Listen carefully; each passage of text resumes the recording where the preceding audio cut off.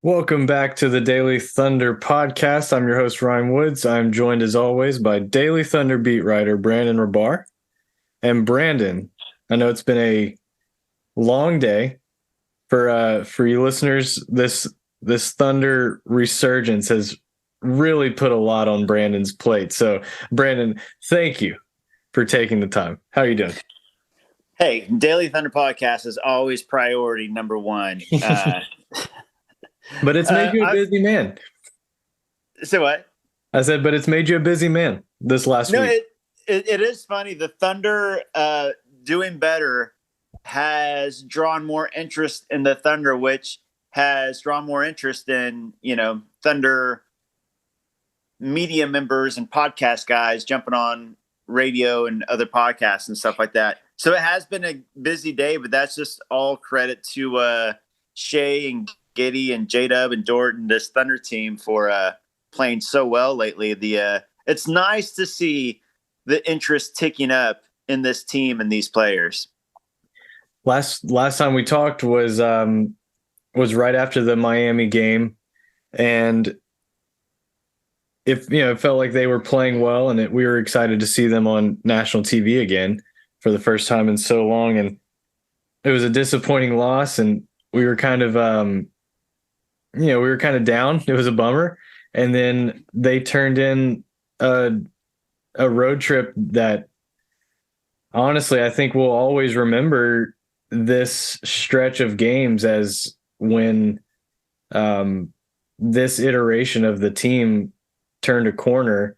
Not totally sure what all it means. Obviously, it's yet to be seen, but it does feel significant. What we've seen since the last time we did a podcast is a team that's kind of found itself, and they're clicking and coming off a win last night against the Pacers. It was, honestly, I didn't think they played all that great for big stretches of the game, and Shea didn't even have to come back in the game. I don't believe at the end of I think he sat most of the fourth. Like it was a very commanding win. So very, very interested to hear your thoughts on like how you feel now as opposed to like last Tuesday night. We're just 9 days removed from that Miami game, and it feels like we're sitting here with a totally different team.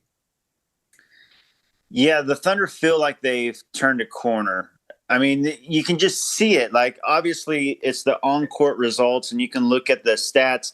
They won 4 straight. 3 of those were on the road. They've won 6 of their last 7. All of them by double digits is the thing. Like, they are blowing teams out.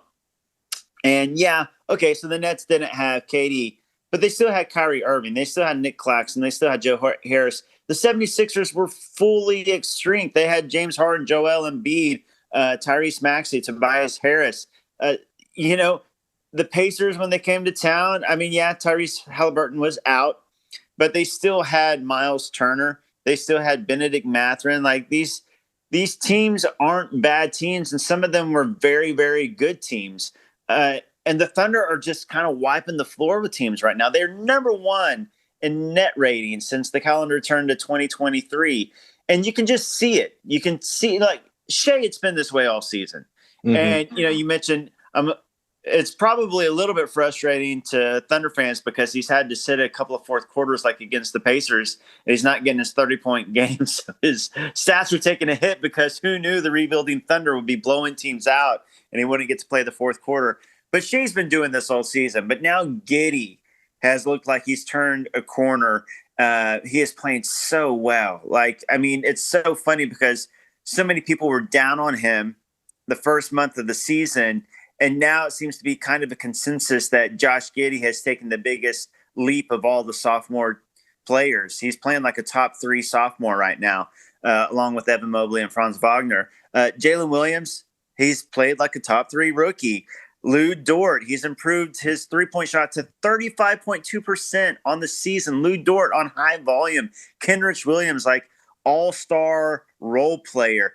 Everybody like 1 through 15, for the most part, I'm not going to name names, is playing a part, is affecting winning. They're all bought in, high energy, high effort, and they want to win. You just see it from this team. It's like they want the wins more, and they're playing smarter and better than other teams. It's exciting to watch the youngest team in the NBA take this sort of leap. You mentioned kind of a downtick in Shea's statistics. It does feel like that has coincided with an uptick from Josh. Some of his great stretch here, in a good way, has balanced things out.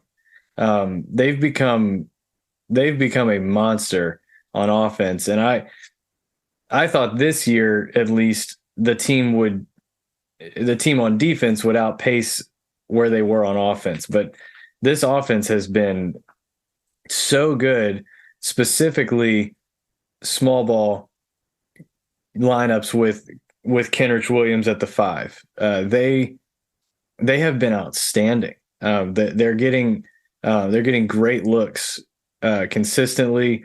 Guys are shooting well. I agree. The Lou Dort stuff is interesting. I wanted to bring that up earlier in the day, talking to you and Spencer just over text, but like Lou feels like he's now in the role. It feels like the team has the players now to put him in the role they always wanted for him, like the fourth guy in the like the fourth option in a lineup, in a good lineup is a great spot for him. Sometimes the fifth option, like just be the guy that hits the open 3, attack closeouts. You don't have to do a ton, and play exceptional defense, which we know he does. But it just feels so much more settled for Lou, in that he's not being asked to create a bunch. And I think we're seeing him cut down on some of those early shot clock creation opportunities, like where he was just kind of forcing it, didn't need it, kind of somewhat in transition, trying to attack like an outnumbered situation. So I love the opportunity, the usage, the possession share that we're seeing for Lou. And I think it's led to him being able to focus on something like just hitting open 3s. Like, we're going to get you good looks. He's a phenomenal 3-point shooter from the corners. And even he's taking that out. Like last night, we saw him hit a couple like wing extended 3s, and they're deep. And it's just impressive what he's doing. I've been very happy for him. And I don't know what you feel about the contract, but it just feels like what he was given and what he earned this offseason, like this is paying off. Like, all this is really, really good stuff from him. And it feels like the contract is well earned, and they're getting their money's worth even at a lower usage, if that makes sense. Yeah, it doesn't feel fluky to me with Lou, because he does it on such high volume. Now he's shooting 45.1% from 3 in January. That's obviously absolutely nuts. Like, he's not Steph Curry, but he's doing this on almost 6 attempts per game. But if you go back in December, he shot 34.8% from 3, which is very solid. Again, on 5.1 attempts. In December, he shot 37.3% on 5.2 attempts. His only bad month, and when everybody was piling on him, was the 6-game opening October, where he shot 17.1%. Other than that, I mean, he's been shooting really, really well. Like you said, I think this is kind of the perfect spot for him. Right now, it seems like he's kind of 4th on the pecking order as far as, you see this 1 with SGA, a distinct 2 with Giddey, and, on any given night, it could be J-Dub or Dort as the 3 or 4. And then you have Chet Holmgren coming in next season, and who knows who else. And I think that as you go further down, it limits Lou's role on offense, but in a good way. Mm-hmm. Those corner threes, the catch and shoot threes, more space. Things when Chet comes in, it's going to open up so much more space for everybody. You're taking a big potentially out of the lane. Lou can get to the lane anytime he wants to. He has no problem getting the lane.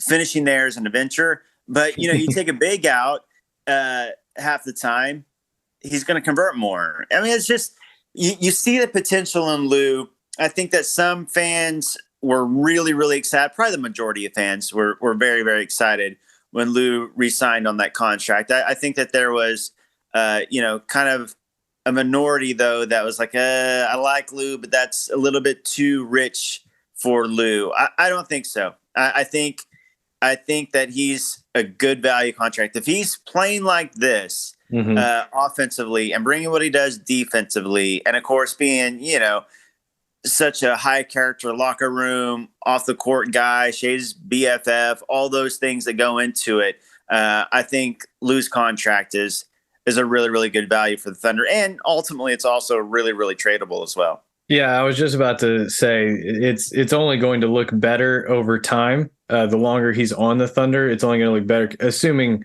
he keeps a relatively consistent level of play. But that number is going to look a lot better when we see new cap numbers over the next few years. And exactly like you said, it becomes that size contract is what Oklahoma City was missing. That mid-tier salary number is just so useful when it comes to trading. So yeah, I totally agree. And now we're sitting here. Oklahoma City is 9th, last I checked, in the standings. That I don't believe that changed with the Warriors loss. We're recording this right after the so they're basically in a 4-way tie for the 7 seed right now, because the Warriors lost and the Timberwolves won. So when you look at it, the Warriors sorry, I didn't mean to cut you off, but I was no. This is exactly where I wanted to go. I'm seeing it now. Yeah, Minnesota, LA, the Clippers, the Warriors, and the Thunder. Yeah, 7 through 10, all a half game back of 6th. Yeah, and the 6th seed is Jazz, which is that's a very fragile 6th seed, I'll say, because who knows whether they're much like the Thunder and are they going for it, or are they gonna eventually try to get Wembanyama or Scoot here? Let's see what happens the second half of the season to see what the Jazz are gonna do. And Portland's playing right now. They could join that bunch. As we speak, they're down 19 to the 76ers. The Wolves were down. I don't know if you were watching this game before we jumped on. They were down 14 in the 4th. They looked absolutely dead. Came back and won that game against Toronto. That was a tough one. I just don't understand Toronto. They have so many good players and such a bad record. They really have so many guys. And Scotty Barnes, speaking of sophomores, he was phenomenal in that game and just about carried him over the edge. But yeah, we were talking before we hit record. It's flipped so fast.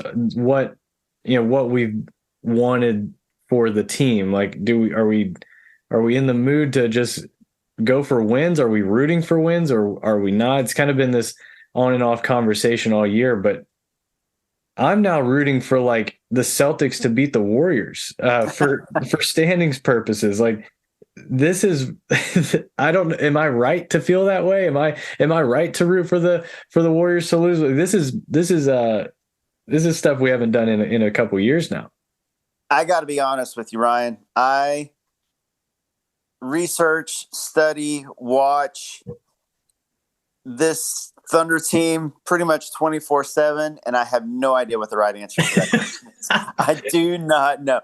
I don't know if the right thing is to root for the play-in and the playoffs, or if it's to hey, if you can add Wembanyama or Scoot to SGA, Chet, Giddy, J-Dub, and Dort. I mean, I don't think that there's a wrong answer here, quite honestly. Just go with what your heart feels is what I'd say. Just like it's it's a win-win ultimately. If you make the playoffs because the second youngest team in NBA history made the playoffs, it's not like the Thunder are giving minutes to 30-year-olds and 34-year-olds, and that's why this team is winning. Mm-hmm. The vet is Kenrich Williams, and he just turned 28 last month, and he signed to stay in OKC long term. He's here. So they're winning with their core. Mike Mm-hmm. Muscala is the only dude 30 years older or more, and he only plays sometimes, and he plays about 14 minutes a night when he does play. So this is the young core winning. If you make the playoffs because your young core has already progressed and is that good, I mean, you just enjoy it, right? But if you fall out of the playoffs and you get a top 10 pick to go along with a team that's ready to compete, that has an all-star in SGA, guys like Giddy and J-Dub, and you're adding a Chet Holmgren, that's a win too. There's really no wrong answer here. I guess the most right answer, the one that we could all agree to, is that the Thunder make it into the playoffs and the Clippers just completely fall all the way out of the playoffs and give the Yep. Thunder like a top 8 chance for Wembanyama or Scoot. That's the ultimate best of both worlds with that swap. Of those four teams in that tie, Minnesota, Clippers, Golden State, Oklahoma City. Oklahoma City has the best net rating, the only positive net rating of that group. Same net rating as the 6 seed Jazz, and a better net rating by a full point than the Dallas Mavericks, who have lost 3 straight now. It's just a wild time. I don't know what else to say. It's a wild, wild time for all the reasons you just said. There's so many different ways to feel and ways to look at it. I think the ultimate is that there are really no bad outcomes. If this team, I mean, how sick would an Oklahoma City Los Angeles Clippers play-in game be? Like all of especially if Oklahoma City gets to host that game, like, oh my goodness, the amount of memes, the amount of takes, like it would just be unbelievable. Yeah, it was. I mean, the tweets I could fire off if that play-in happened. I want it to happen so badly. It would be a lot of Clippers fans would probably not think that way. They No, probably wouldn't be no, nearly as excited because for the Thunder, there's no pressure. They're not right, supposed to be here. Like right. this is not supposed to be happening. Like for the Thunder to make a play-in is a huge, huge success, and for the Clippers to make the play-in, that's a failure from what they want to be and what they expect to be. So it's all looking at expectations and ending up in the same place. But if the Thunder were to play them in the play-in and knock them out and still get a higher pick because of the swap, I mean that's just like chef's kiss to the SGA trade. No longer the And Paul George trade. absolutely. And like the West is very open. Like what a bad year for them to be like this bad. Like this West is gettable for a team like as talented as the Clippers. And for them to not be able to get those guys on the floor is, I mean, that's gotta be just brutal for Clipper fans. Well, I gotta say, Thunder fans are really excited for good reason, and that trade is working out so well. But the Clippers still, it was a win-win trade. And, I'll say this from the other side of it, you make that trade 10 times out of 10 to get Kawhi and to get Paul George. So I do feel for Clippers fans. They feel like they have a team that could be contending. Like on paper, Kawhi, PG, and this really deep team should have a chance to win it all. They And were several. They were several people's preseason pick to at least represent the West right. in the finals. Like they're a very, very talented team, and those two guys in the lineup, exaggerates how deep that roster could be as well. So, yeah, that's a really tough one for fans. Yeah, it's a bummer for fans. Like, as great it is for OKC fans, you got to feel for Clippers fans. Kind of watching, you know, it's not the exact same thing because the Thunder ended up, contending for titles with KD and Russ, but it was rough, for Thunder fans to trade away James Harden and see all the success that he had in Houston, and now, kind of on the opposite end of that now, the Thunder on the good side of that, Clippers fans having to trade away SGA and see him become, an all-star and a top 10 type player after trading him away. So, it's not exactly the same because they get PG and Kawhi, but I'm sure it's rough on that end to see what SGA is becoming.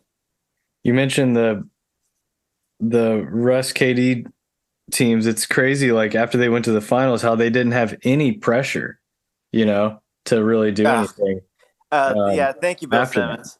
that, Yeah, just more than happy to have a team. yeah. For those that don't know, that's Ryan Woods harnessing his best Bill Simmons BS podcast. What an appropriate name for that podcast. Another wild stat: Oklahoma City's won 3 more road games than the Warriors. Like the defending champs, they've only won 5 games on the road. They're 5-18. Most good teams, contending teams, and I know they've had injuries, are much better on the road than 5-18. That's something to watch because obviously Oklahoma City will be hosting that team over the course of the rest of the year. We've got 3 questions to get to, 3 questions each. And as always, you're going to go first here. What is your first question? Question number 1, will Jalen Williams, Santa Clara, finish top 3 in Rookie of the Year? Right now, he's number 3 on the rookie ladder, according to NBA.com. Sam Vecini of The Athletic put out his updated rookie rankings. He has J-Dub number 3. According to both of these, it goes number 1, Paolo Banchero, number 2, Benedict Mathurin, number 3, J-Dub. Will J-Dub finish top 3? I think so. He's certainly going to play enough minutes. He's going to get tons of opportunity. And if he's contributing to a team on the rise like this, a team that's rattling off wins that could jump into the playoff race here, I do think he will finish top 3. The guys you said, I think, will remain, but I wouldn't put it past him to jump ahead of Mathurin and finish at 2. I do not think it's going to be a conversation as to who wins Rookie of the Year. I don't think anybody does. I think Banchero has kind of locked that up, but I think after that it's down to 2 guys, and I fully see J-Dub in the top 3, but I think there's a chance he could get to 2. Yeah, I agree. Paulo's going to win it. We know that. But I would not be surprised to see J-Dub finish number 2 because I feel like Mathurin's been great. Like, first of all, he's been great. But I do think he's kind of cooled off some, and J-Dub's trajectory kind of keeps going up. Mm-hmm. Man, if he could just get his 3 ball to drop, mm-hmm. I mean, it's a total game changer. He's impacting the game in every single facet. He is leading the NBA in total steals in January. Like, since the calendars flipped to 2023, nobody has more steals in the NBA than number 12 overall pick Jalen Williams. He's getting blocks, assists, rebounds. He's scoring efficiently, more efficiently than Paolo or Mathurin. In their head-to-head battle last night, I think that J-Dub outplayed Mathurin. There's some guys behind him. Keegan Murray has been really good from deep, and he's up and down, but I think he's mostly been pretty solid as a rookie. Jabari Smith Jr. has his moments. You see the flashes. Walker Kessler That's the guy. has come on really, really strong. Yeah, you could argue that if there's really somebody who's threatening to creep into the top three, it's Walker Kessler. Jaden Ivey has been steady and solid all season long, but not the greatest efficiency, and his usage is higher. But I think that J-Dub has clearly been the number 3 best rookie. But yeah, I think he'll finish at top 3. Maybe he passes Mathurin and Kessler jumps up into the top 3, or maybe it stays as is. But J-Dub's just been so good all season, and only getting better. The Kings currently sit in as they're the 3 seed in the West right now. So I wouldn't rule out Keegan Murray as well. Just his impact as a rookie on a winning team, like getting consistent minutes. That's not for nothing. So he's had a solid year. All right. My first question, I'm going to start with more of I guess this could be perceived as a bit of a downer, but my question is, have we seen the last of Poku for the year, or do you see him on the floor later in the year? Ah, man, that is a bummer. See, I hate to speculate on this. I mean, it's a good question, and I'm going to speculate. This is no intel whatsoever. This is just, kind of guessing here. This is my own gut feeling. Nobody in OKC media has any sort of scoop on this. I feel like maybe not. The Thunder are going to be cautious with Poku, first of all. But his timeline was kind of so far out there, and he was still on crutches as of recently. Now, that can mean a lot of different things. I'm being so careful with my wording. I'm just going to, if I had to guess, I think it's 50-50. Why bring it back to play like the last month? I guess is what I'm saying. Yeah. The Thunder are playing really well. Why mess with that and bring him back? Why not let him heal an extra month? And if they're not playing so great and it's kind of skewing more towards higher chances, for Wembanyama, then why bring him back in that scenario as well, right? Like, so either scenario kind of doesn't make sense to rush him back if it makes more sense for him to heal. The Thunder are always going to err on the side of caution and being healthy long term with these guys, especially right now. So I'm going to say no. I think another kind of maybe blessing in disguise in this scenario is that it would open up a lot more minutes for Ousmane Dieng later in the year. He's returning to the Blue here, and he's going to get a nice stint with them. We'll see how long that is, but it looks like he's progressing nicely in his rehab from the wrist injury, and hopefully he's able to get back into form with the Blue pretty quickly, because I think there are some minutes to be had here in the main rotation. What do you think about his chances of getting back in the rotation? Yeah, I think they're really, really good. Just going back to Poku real quick, then I'll answer on Dieng, just because I want to say it's a real bummer too, because Poku really started playing really, really well. It was kind of in the middle of a mini breakout season after kind of being, a meme and a punchline his first 2 seasons. He really was a positive player for most of the season, and a handful of games he was the Thunder's second best player behind SGA before he went out. He still had some up and downs, but overall he was shooting like over 37% from 3. He was blocking like 1.5 shots per game. He's playing really well. So I hope he comes back strong, whether it's late this season or next season. As far as Dieng, when they assign him to the Blue, and they say he's progressing well. I think that when he comes back, he absolutely has a role. The Thunder need some dudes who are over 6'6". I mean, Yeah. like lately, the Thunder have been their starting lineups. Their tallest player has been their point guard, Josh Giddey at 6'8". Kenrich Williams at 6'7" has been playing center. They're out Chet, JRE, Poku, Zhang. So I think that Zhang at 6'10" and with good length, he comes back. I think he's definitely going to see rotation minutes. I mean, they want to develop him anyways. They sent him down to the G League, and he was playing really well. And his last game before he got hurt was his best game of the season: 15 points, 3 of 4 from 3, 5 rebounds in only 19 minutes. I'm really excited about seeing him out there. I think you could see him take some of those Baisley minutes. And yeah, I'm pumped to see him back. And we should, last thing on Poku, we mentioned him last week after the Miami game, like how impactful he could have been in a game like that.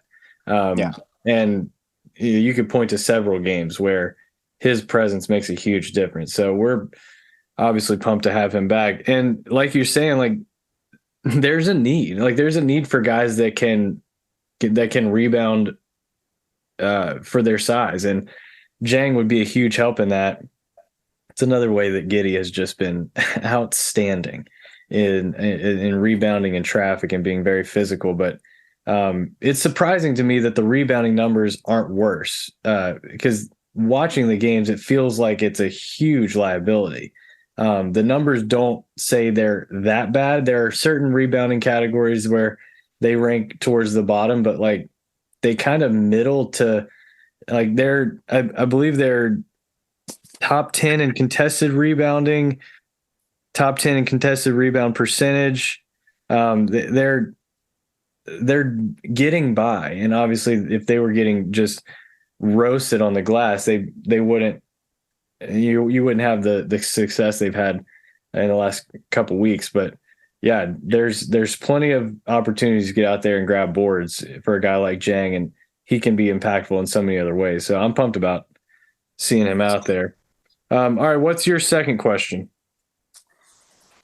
I'm going to ask you the question that I've been getting a lot lately from Thunder fans and from like when I've done some other podcasts and been on the radio. Should OKC trade for a vet to try to win at the deadline? I'm just as curious to hear your answer. My answer is a firm no as of now. I just would rather see Zhang in these lineups than someone that they might bring in. And I certainly like, this is obviously with the caveat of like, what is the trade? Who is the player and how much is being given up? But I'm not interested in trading like any of the young core, even a player like Zhang. Any possible trade, I would rather just save any assets in a trade now. I think I'd rather just save for the ability to trade up in this year's draft. So I would, if it's a second and, if it's Baisley in a second for someone, I don't think you're going to get anybody, a needle mover for that, but knock yourself out. I don't think it's, I just don't think it's the time, in my opinion, to make what would feel like a trade out of urgency for a playoff run. I don't think this team is competing for a title this year, and I don't think there's any need to make a move. I know we've talked about a potential trade with Toronto. Maybe if they're sellers, then this is the only time that a player like Anunoby would be available or Siakam would be available. That if they're going to get traded, they're going to get traded, and this is the only time to jump in. I still would. Right now, I still would hold off. I don't necessarily think those guys take you over the top, and I just think we're too soon on all of that. What do you think? I'm completely with you. I've been saying no. Look, you alluded to it, but the ceiling is capped this season on, the Thunder aren't winning the title this season. Like they've been a great success story, but you don't want to, empty out some assets for a short term fix. The Thunder are looking long term. Let the young guys ride it out. The reason they've been winning is the young guys. Let's see how far the young guys can go. But they don't have Hmm. Chet Holmgren this season. He's not going to come back, even for the playoffs. He's out for the season. Um, as cool as that would be for him to come back, it's just not going to happen. I mean, just to clarify that.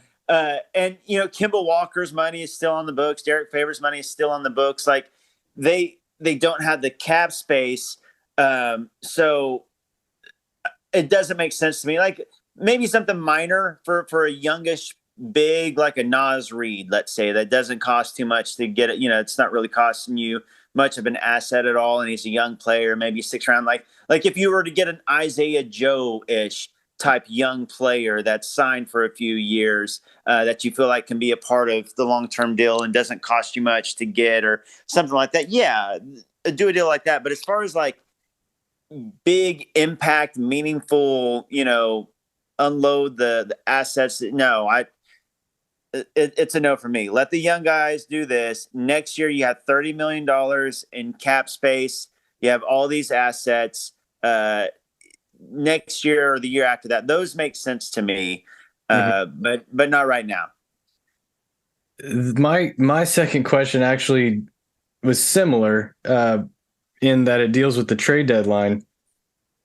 Do you think that there is a price for a guy like Kenrich Williams or Mike Muscala that teams could hit and we could see those guys moved? Or do you think a guy like Kenrich specifically, they want to hold on to no matter what, given his impact and his leadership and his desire to stay? Or do you think it's still that because there would be a lot of contending teams, namely Boston, who could really use a guy like Kenrich Williams. Every single contending team could put him to use. Do you think there's any chance that at the deadline that Pressey would be willing to move on?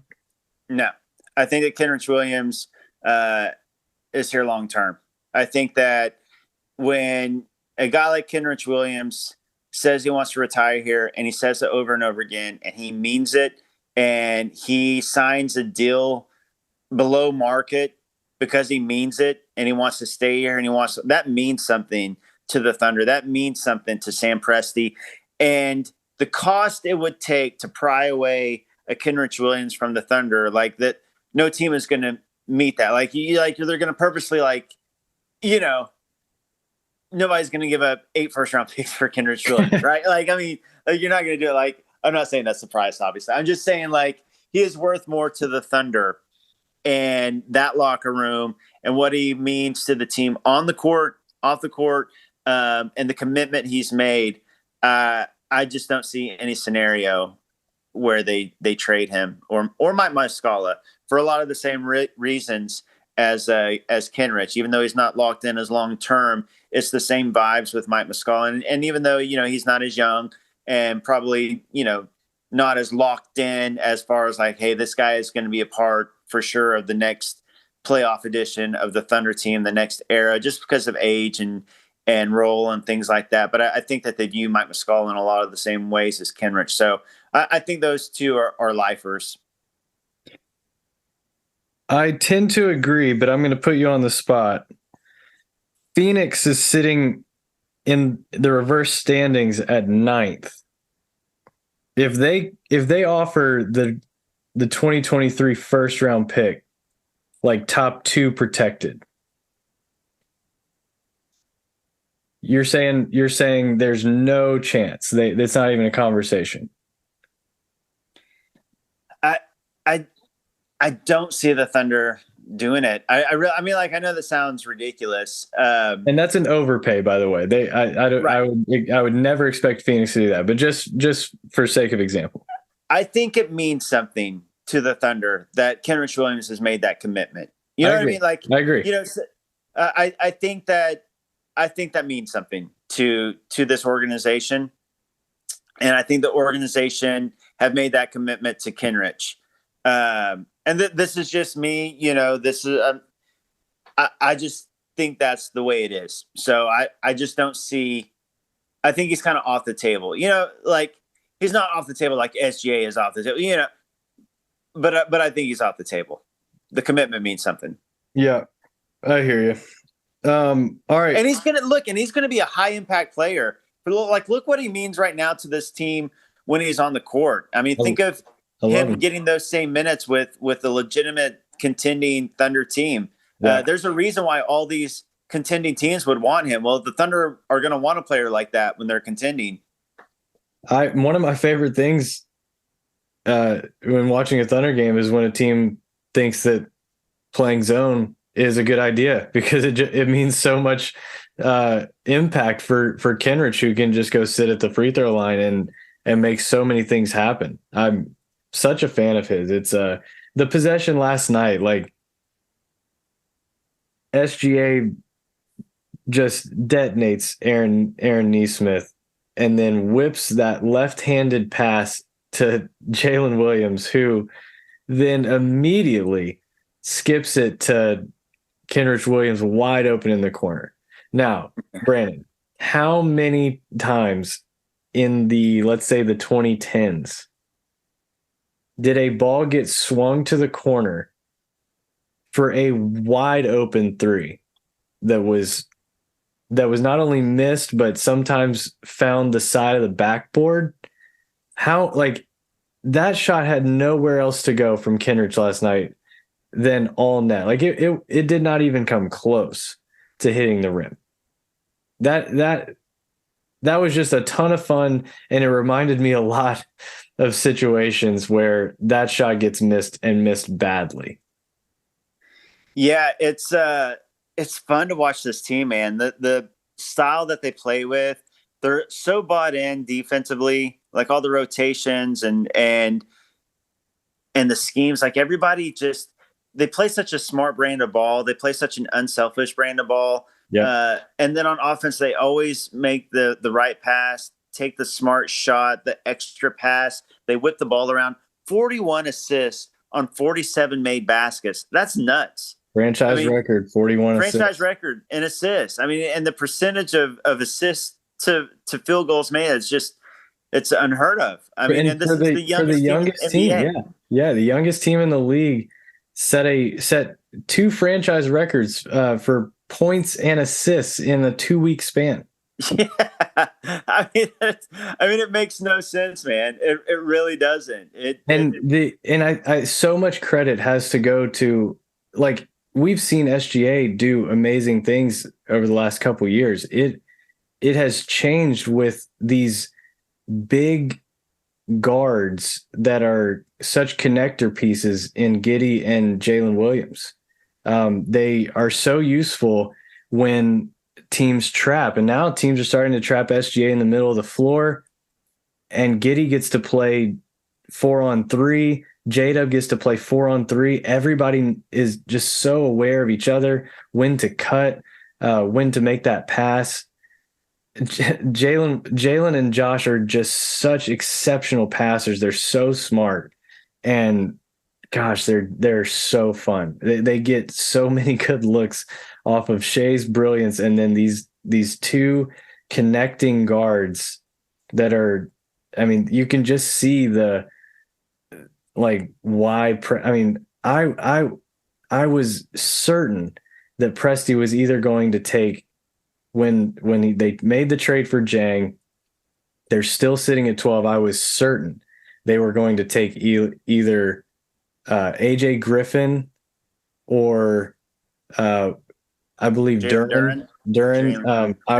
I thought it was for sure going to be one of those two. And I thought it was a little high for Jalen Williams, and then I couldn't have been more wrong. Like, he is sensational. He is so good and just fits fits the personality of the team so well. Like he's just so much fun. He's hilarious on Instagram. Very sarcastic, very dry. He's really fun. Great, but just a great player. And I think these two guards in Giddey and Jalen are having such an impact, and they fit where basketball is headed. And just kudos to Presti and the whole team. They they they killed it with those two guys. And shout out to a team like Washington, who Johnny Davis is averaging 5.5 points a game in the G League right now. Like there were teams that just said we'll go a different route, and thank you, because the Jalen is unbelievable. Yeah, his scoring efficiency, his playmaking, he's 6'6" and he's playing a lot of power forward. He's got that 7'2" wingspan. The connecting, like you said, like the steals, the blocks, like he just Sam Vecini called him a Swiss Army knife, and that's exactly what he is. He just impacts the game in every facet. And what's so funny is I know he's a good shooter. I watched way too much of his tape at Santa Clara. And you look at he shot like nearly 40% from three at Santa Clara. Yeah, it was just one season, but he also shot, 80 something percent from free throw range. I believe in the shot. I do think the shot's going to come around. And if he gets the shot to start falling, man, it's like, where's the weakness? Yeah. You know what I'm saying? Like he really is impactful in every area, especially as a guy that just you can count on to make the smart right play. I keep going back to it. This team just plays the right way. The way they share the ball, and they're just such a smart team for being so young, making all the right passes. And that's what's exciting when you think about how far they've come in such a short span, and knowing that they're all 20, 21, 22 years old, because they're not even near their primes yet. They're going to get better. Jalen Williams is going to get better. So yeah, it's Jalen Williams was just a slam dunk pick. And I mean, he played at Santa Clara. This guy's had the ball in his hands, like assuming like his whole life. He's been the best dude, as many of these guys are. Like they're the best guy they've ever played with until they get to the league, with very few exceptions. And for a guy like that to so seamlessly fall into place with a player like SGA and Josh Giddey, like he's never been the third, creator on a team. And he looks like he's been doing this for years. What's wild, like making all the right cuts. Like it's so impressive. Yeah. Like his cutting ability and knowing exactly when to make his cuts, and the open spaces, and reading the play as it's developing.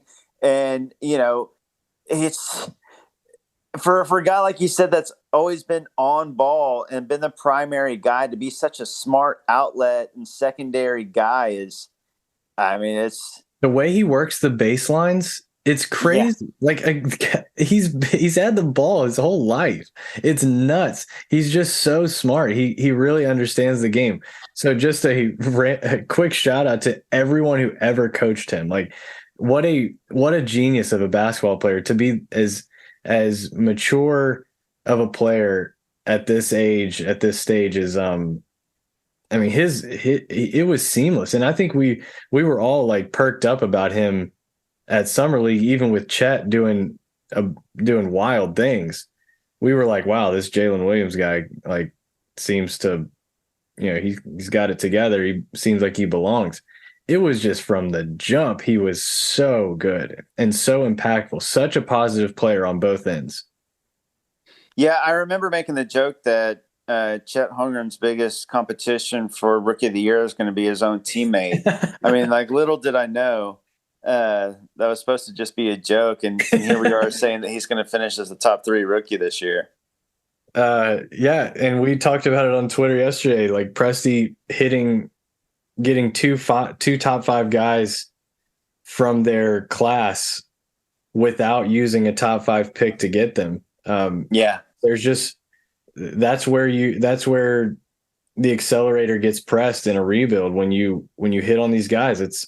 it's imperative that when you have a top 10 pick in the way that they had with Giddey, they capitalize it, and it also speaks to the environment of development that they have.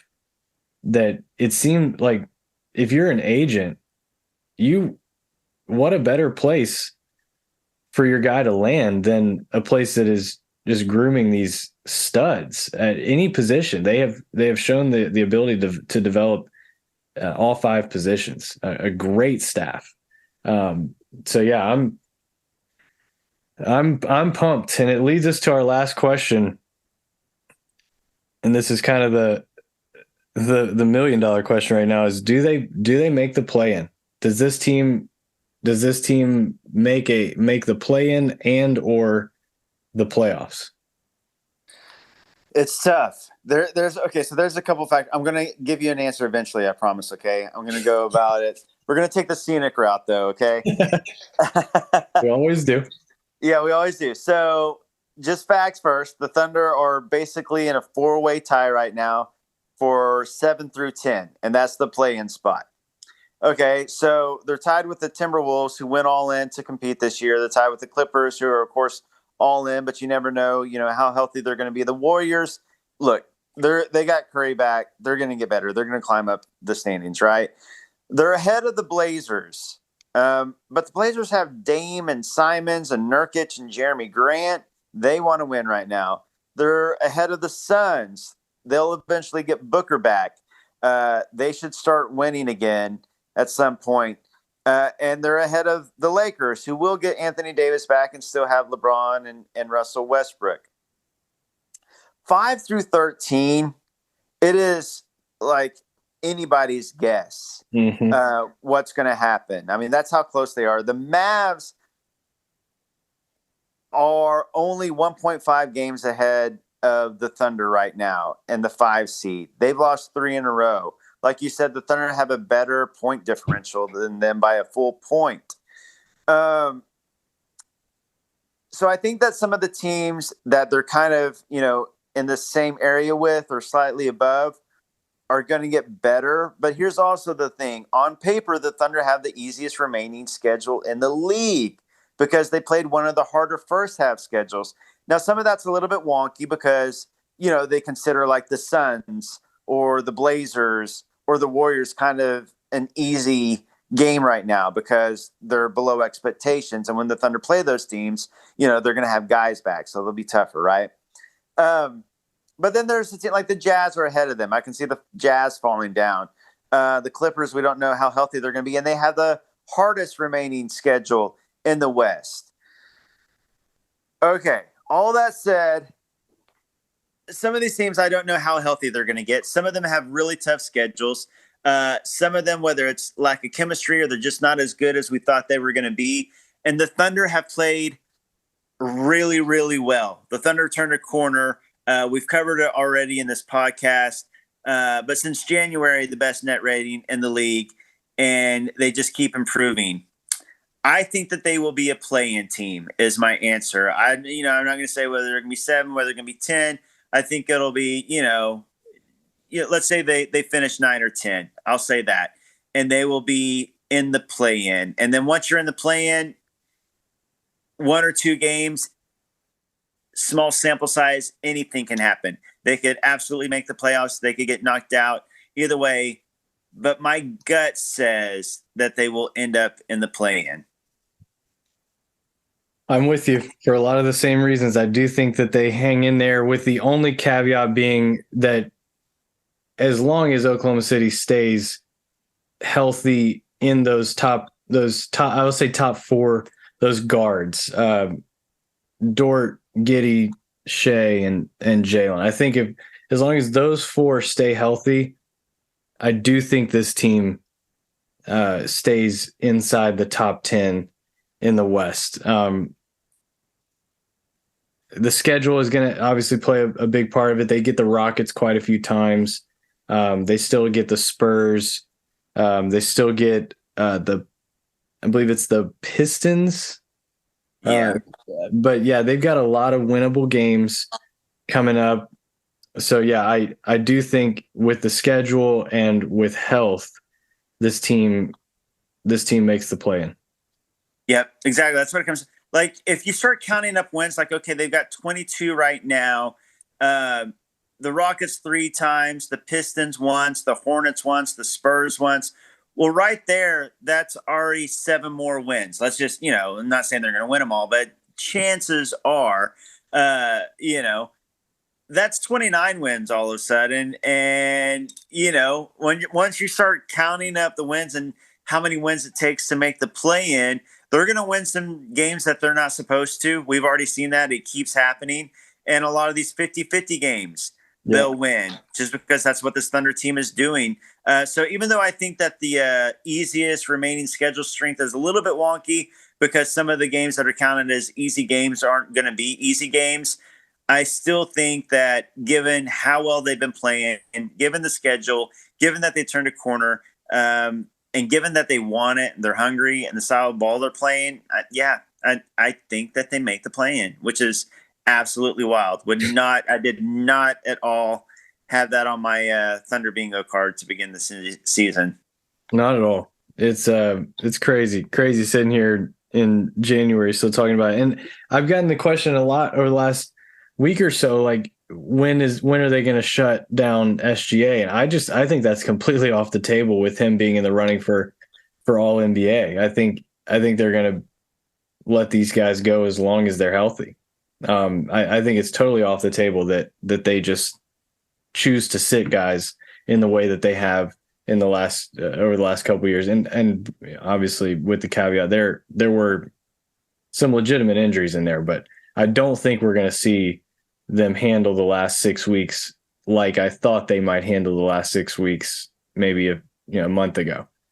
It's so funny because I think that when Sam Presti gives his end of season or beginning of season pressers, everybody tries to kind of like read between the lines and get out there like code packs and try to figure out what he's saying, like what is he actually saying. Like he's been really transparent and straightforward and honest in all these pressers. Like he is not at all like there hasn't been any hidden code. He's telling you what's up. And if you go back and listen to the last few seasons, what he said is, if the Thunder are playing games of consequence, they're going to play. And games of consequence to that means if, they're in shot of the playoffs, if they're in the playoff race, if this team has a chance at the playoffs and they've earned it, he's all about it. He's going to let the young guys earn that playoff spot. But once they're not playing games of consequence, according to his own words, then they'll shift to development. And so I think that's what's going to happen. The thing is, though, I think that they're going to be playing games of consequence for the rest of the season. That's what it looks like. That's what it looks like. Things could change, like you said, with health and who knows what. But yeah, I think that's what's going to happen. I think that the team will let them play it out, and I think that they'll be playing games of consequence over the next 35, 37 games. And we've seen Oklahoma City try and we've seen them try and tank some games at the end of the season that they weren't able to. Like we're going to be playing some teams that are aggressively trying to get to the bottom. And if they're still attempting to win games, they're going to be some really easy wins late in the year for a team that might be jockeying for positioning in the play-in or the playoffs. It's going to be very interesting being on the other side of the coin, especially in a year with a prospect like Victor. He kind of changes the math for a lot of teams. I think you're going to see a lot of teams like a Toronto or Portland. Like you're going to see a lot of teams make their decisions and kind of show their cards earlier than ever because of the draft coming up and the players in it. So that's another factor that is going to really affect standings because there are going to be some easy wins for teams still trying to get them. Well, for example, the Thunder play the Utah Jazz 3 times after the All-Star break. The Thunder's first game after the All-Star break is actually versus the Jazz, which the All-Star game is in Utah. So Shay's just going to stay there. It's in Utah. The game's in Giddy and J-Dub too. The Thunder are going to have 3 reps at the All-Star game, by the way. 4 if we can somehow start a grassroots campaign to get Isaiah Joe in the 3-point contest. Why not? I assumed that he was going to be one of those 3 that were there, because I think he's a great candidate for the 3-point shootout. Absolutely. Absolutely he is. And he said last night that he would accept the invitation if they invited him. But yeah, SGA is a lock to be an all-star. J-Dubs and Giddy are both locks for the Rising Stars game. So they'll have 3 guys there. But they play the Jazz 3 times after the All-Star break. Well, if the Jazz decide, to start upping their odds for Wembanyama, it'll be hard to, that's 3 wins more than likely if the Jazz want to go that way. The Lakers obviously can't tank because they don't have their first round pick. If for some reason, the Pacers decide to go that way, the Thunder had them in the last month of the season. Oh, they played the Jazz 4 times actually. Yeah, I was about to say we haven't played them yet. Haven't played them at all. Like Charlotte, Detroit, like there's these things. Toronto, if they decide to go that way, if they blow it up, the Thunder played them after the All-Star break. So there's, like you said, there could be some wins in there that that other teams just want to give the Thunder too. So so we'll see. But that goes both ways. I haven't looked at all the team schedules, so I don't know, the other teams that are in the play-in area, how many times they play, the Jazz or the Raptors and teams like that after. So all right, excellent. That wraps us up. Oklahoma City is back at it tomorrow night out on the West Coast. They play the Kings. That should be a really fun game. Then they play the Nuggets in Denver. And then they've got the Hawks, Cavs, and Warriors. That's the next 5. We'll definitely be talking to you somewhere in that stretch of games. So we'll see how long, we were in a very different spot the last time we talked. That was just 9 days ago. So we'll see where we're at in about a week or so. So Brandon, as always, thanks so much. Absolutely, Ryan. Have a good night, buddy. All right. Thunder fans, thanks so much for listening. We'll talk to you soon. This is the Daily Thunder Podcast.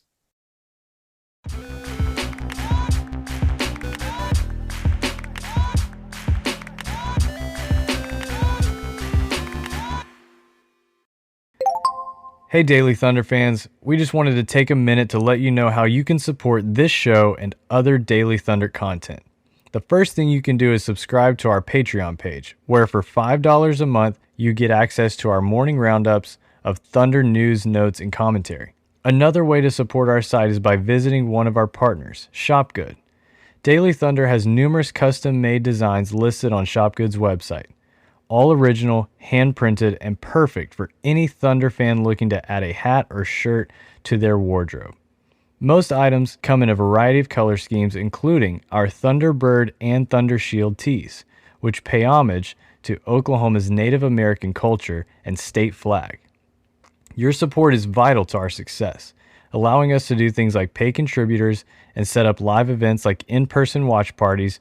It also helps keep dailythunder.com free of paywalls and intrusive advertisements.